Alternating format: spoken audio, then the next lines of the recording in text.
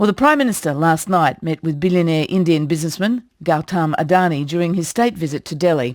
Gautam Adani is said to have advised Malcolm Turnbull that he's ready to step up activity around the massive $21 billion Carmichael thermal coal mine in central Queensland, which is due to begin construction later this year.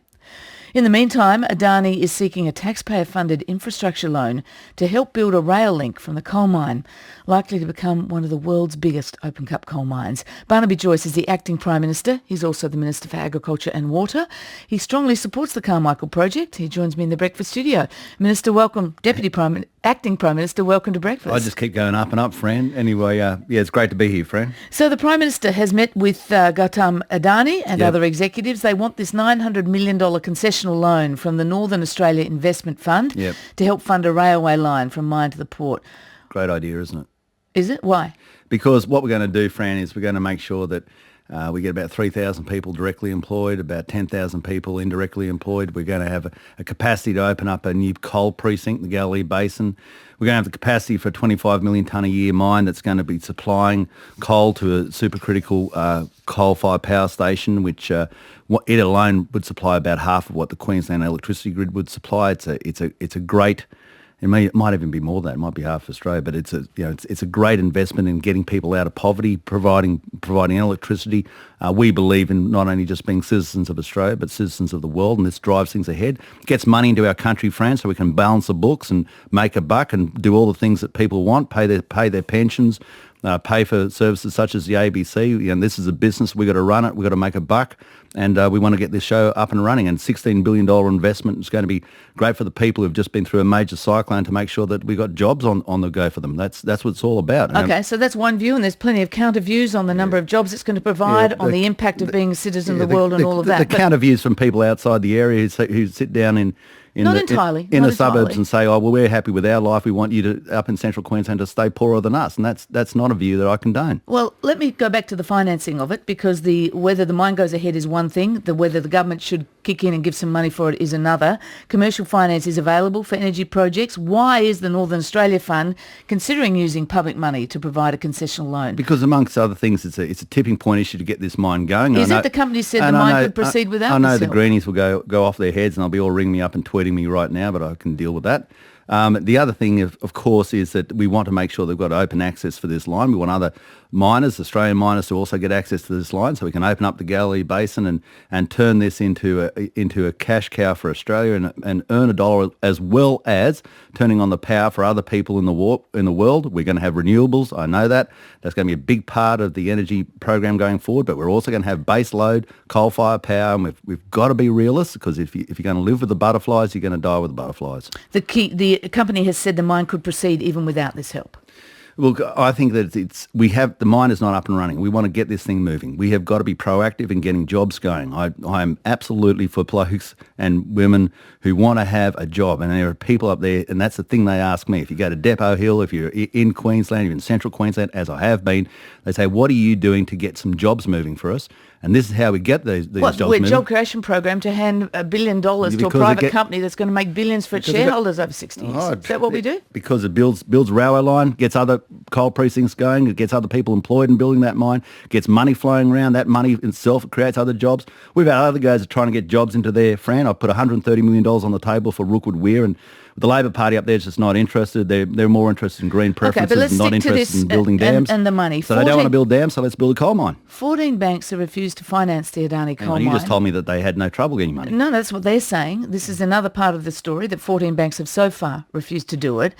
Is the situation that the Northern Australia Infrastructure Facility has become a lender of last resort? No, it's not, and I think this is it'll be just like the Bowen Basin, just like other basins. This mine is not in prime agricultural land. It's in an area where the locals support the mine.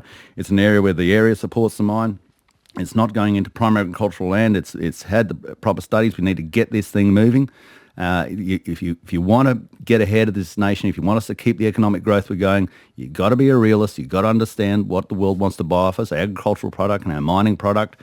They're the big kickers to our GDP, and we've got to make sure that we get these projects up and running. And I find it amazing when I sit down in Parliament and I've got people on the other side from the Construction, Forestry, Mining and Energy Union, who are apparently supposed to be representing those workers, people from the AWU are supposed to be representing their workers, and they're bagging our capacity to try and get blue-collar workers back into a job. What about you? You're supposed to be representing, in part, farmers. Yeah, I do. In part. And have you spoken to the farmers up there? Are they concerned about the water? Because last week the mine was granted an unlimited 60-year water licence, which acknowledges that, quote, will have an impact on the underground water levels in the region of the mine. I'll tell you what we tried to do. We tried to get Connors River Dam going, and we've put money on the table for Rookwood Weir, and Connors River Dam could be supplying water. We've just had a massive flood there, Fran. We've had up to 2 Sydney harbours a day going out through the mouth of the Fitzroy. We're not storing any of that. We should be storing it. Nathan Dam, Rookwood Weir, Connors River, Urana Dam. We've got one dam there, up at Emerald. Fairburn, I think. I'll be corrected on that. But and if we had those dams in place, Fran, we could supply the water from there. But this is the trouble. We've got so much inertia because you've got a Labor Party who sacks up with the Greenies, and the next thing all they want to do is try and stop these things, and then they come up with these sort of fantastic Minister, we're fantasia ideas of how you actually get people employed. We're talking apples and oranges, aren't we? We're talking about 355 billion litres ultimately. The farmers are saying, I'm quoting one grazier up there who says it's barbaric and bloody-minded. It's going to impact on the integrity of the Great Artesian Basin. What efforts have you taken as Water Minister we'll always assure make yourself sure that the proper studies get done there. I am a strong supporter of making sure that you get the proper hydrological studies done, and that they'll have to tick those boxes. So we're not going to be destroying the Great Artesian Basin or destroying major aquifers. That is not going to happen. And what about environmental impact? 4.7 billion tonnes of carbon emissions. There's plenty of people very concerned about the impact that's going to have. I'll tell you what, if you want to see impact, go down South Australia and see if they can keep the lights on for more than 3 or 4 months at a time. And now this coal's not going to help with that.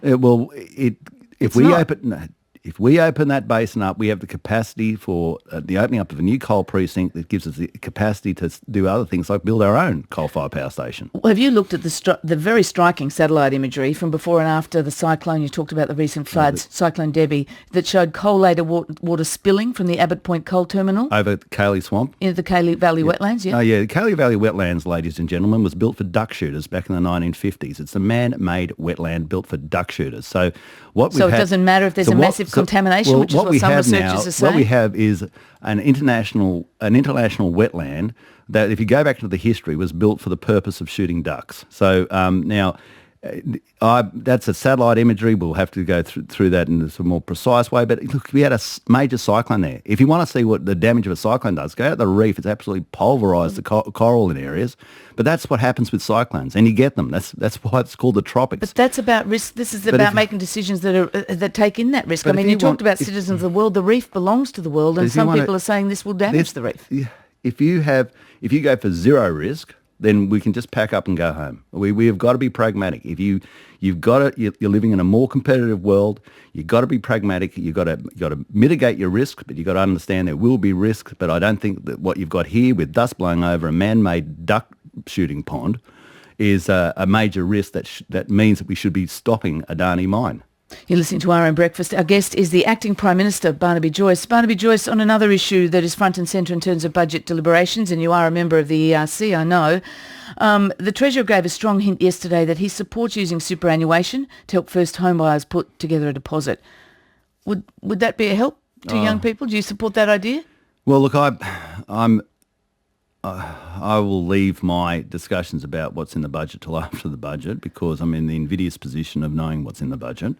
What I can say is that I'm a great supporter of decentralisation, moving jobs to regional areas such as APVMA to Armidale, Riddick to Wagga, GRDC to Toowoomba, Northern and Western Australia, and Adelaide, moving other parts and pieces to Adelaide, moving the defence industry, getting that thing fired up down there so we can get jobs into areas where houses are more affordable. Now, that's what our part is. Now, I know it's terribly tough in Sydney and terribly tough in Melbourne, and the average price of a house, I know it's around about $1 million, or it's north of that at the moment, Fran, isn't it? Oh, it's around about $1 million. It well is north, yes. Yeah, so, but I tell you what, you can buy a house in Tamworth for about $300,000, and you can buy a house in these other areas, and it's a good standard of living, and it should be part of people's consideration. I'm not saying you have to go there. Sure, but it works both ways. The city also needs people in there to be there, teachers and their nurses and their workers. I understand that, but the reason houses are dear here is because so many people want to buy them. I don't know. That's a really difficult problem to solve. The reason houses are dear is because lots of people turn up to the auction and want to buy the houses. It's called supply and demand. Now,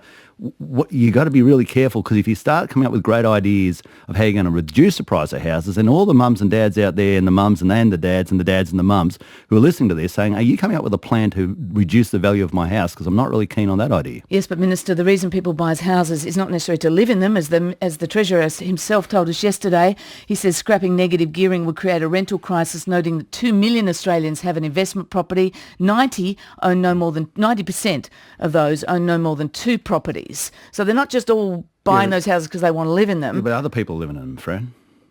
Yeah, of course. And this is the thing. And it's trying to make it affordable for people to be able to buy, to live in them. Ultimately, you affect the whole market. If you start bringing down the prices of houses, you're not going to be selective. You're going to bring down the price of houses everywhere. I don't think you can do that. I think you can do whatever you can to help, but I think here's a big opportunity. If you want to buy a house that you can pay off during your lifetime, please consider regional cities such as Tamworth. Can I just ask you very briefly and finally, Pauline Hanson marking One Nation's 20th anniversary with a Facebook post issuing a blanket ban on the ABC. She's had a gutful, she said. Can a leader of a political party that wants to be taken seriously blackball the national broadcaster? No.